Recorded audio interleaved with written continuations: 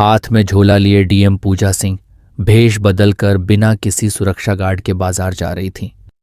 वह खुद अपनी आंखों से देखना चाहती थीं कि सिस्टम आम लोगों के साथ कैसा व्यवहार करता है। घूमते घूमते उनकी नज़र एक गोलगप्पे के ठेले पर पड़ी।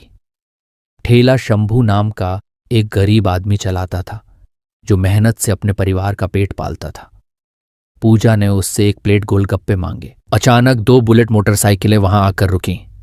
इंस्पेक्टर विक्रम राणा उतरा और ऊंची आवाज में शंभू पर चिल्लाया, ओ शंभू, आज फिर यहीं दुकान लगा ली और इस हफ्ते का हिस्सा।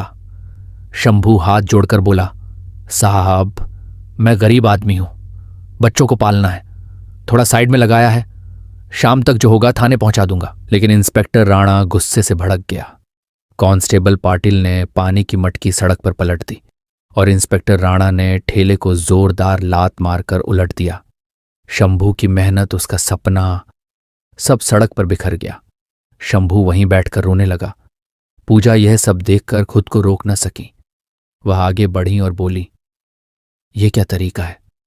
किसी गरीब का रोजगार ऐसे नष्ट करते समय आपको शर्म नहीं आती? इंस्पेक्टर राणा घूर कर बोला, ओहो, आज सामाजिक सेवा करने कौन आ गया?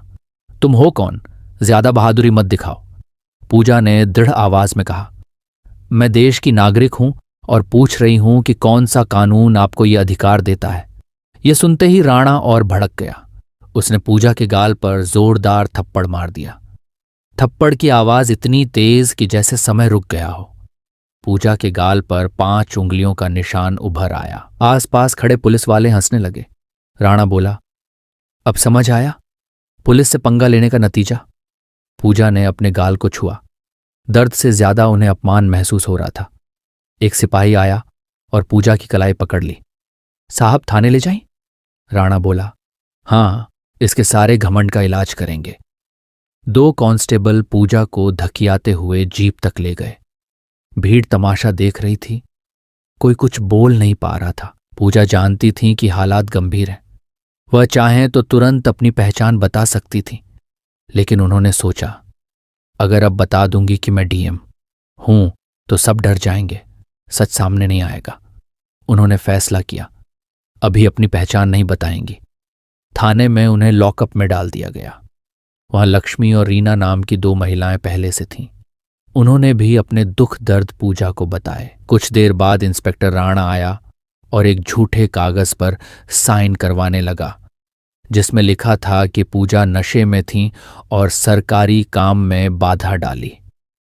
पूजा ने साफ मना कर दिया। राणा उन्हें एक अंधेरे कमरे में खींच ले गया और डंडे से मारने की धमकी दी, लेकिन पूजा अडिग रही। उसी समय एक एसीपी आया और राणा को रोक दिया। उसे पूजा की बातों पर शक हुआ। फिर भी उसने उन्हें वापस लॉकअप में डालने का आदेश दिया। अगली सुबह कहा गया कि पूजा को जमानत पर छोड़ा जाएगा। थाने के बाहर पत्रकार मीरा कैमरे के साथ मौजूद थी। राणा ने पूजा को धक्का दिया। पूजा ने शांत आवाज में कहा, इंस्पेक्टर विक्रम राणा, ध्यान से सुनिए, मैं पूजा सिंह इस जिले की डीएम हूं। यह सुनते ही पूरा थाना सुन्न हो गया। राणा कांपने लगा। कांस्टेबल एक दूसरे को देखने लगे। पूजा ने तुरंत पुलिस कमिश्नर को फोन किया। 5 मिनट के अंदर कमिश्नर, एसपी, एसआईएसपी और बड़े अधिकारी थाने पहुंच गए। सभी ने पूजा को सलामी दी। पूजा ने आदेश दिया, इंस्पेक्टर राणा, कांस्टेबल पाटिल और बाकी सिपाहियों को तुरंत सस्पेंड किया जाए और इनके खिलाफ एफआईआर दर्ज हो। मुझे मारने, गरीबों को प्रताड़ित करने और अवैध गिरफ्तारी के लिए, और शंभू की क्षति इन अधिकारियों के वेतन से वसूली जाए। राणा घुटनों पर गिरकर माफी मांगने लगा, लेकिन पूजा बोली, जब तुमने शंभू की दुकान तोड़ी थी तब उसका ख्याल आया था। बाहर खड़े शंभू को पूजा ने नई दुकान और सरकारी लाइसेंस देने का वादा किया।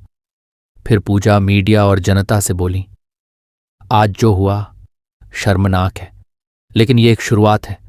इस शहर के हर नागरिक को भरोसा दिलाती हूं, कानून से ऊपर कोई नहीं। इंस्पेक्टर राणा और उसके साथी हाथ कड़ी में ले जाए गए। पूजा अपनी गाड़ी में बैठी, थकी हुई, मगर मन में शांति ली। यह सुबह साधारण नहीं थी। यह न्याय और नई उम्मीद की सुबह थी।